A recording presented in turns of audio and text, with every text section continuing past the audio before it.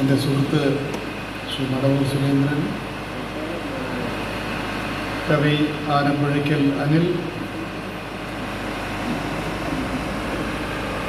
ഇവിടെ സന്നിഹിതരായിട്ടുള്ള മറ്റ് പ്രിയപ്പെട്ട നാട്ടുകാരെ എല്ലാവർക്കും നമസ്കാരം.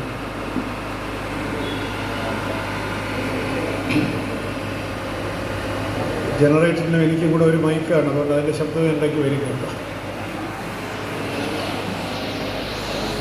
വിജയമൂർത്തി മടവൂർ സുരേന്ദ്രനാണ് ഈ പരിപാടിയിലേക്ക് എന്നെ കൊണ്ടുവരാൻ കാരണക്കാരൻ. ഒരു എഴുത്തുകാരൻ എന്നുള്ള നിലയ്ക്ക് അദ്ദേഹത്തിൻ്റെ ഒരുപാട് പരിപാടികളിൽ പങ്കെടുക്കാനും അദ്ദേഹത്തിൻ്റെ സാഹിത്യ ജീവിതം കുറേ മനസ്സിലാക്കാനും സാധിച്ച ഒരാളെന്നുള്ളതിലേക്ക് അദ്ദേഹത്തിൻ്റെ ക്ഷണം സ്വീകരിച്ചിട്ടാണ് ഈ പ്രദേശത്ത് വരാൻ കഴിഞ്ഞത്.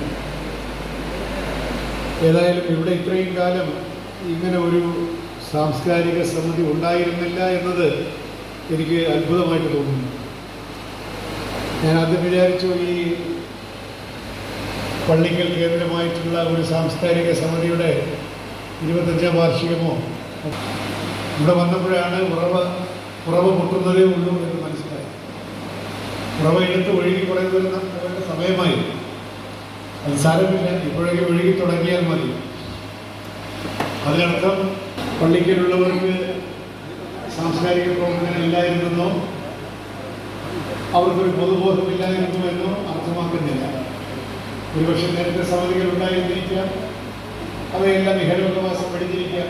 പക്ഷെ നമ്മുടെ നാട്ടിലെ സമിതികൾ ജനിക്കുന്ന വേഗതയിൽ മരിക്കുകയും മരിക്കുന്ന വേഗതയിൽ ജനിക്കുകയും ചെയ്തുകൊണ്ടിരിക്കുന്ന ഒരുപാട് സമിതികൾ നമുക്കുണ്ട്.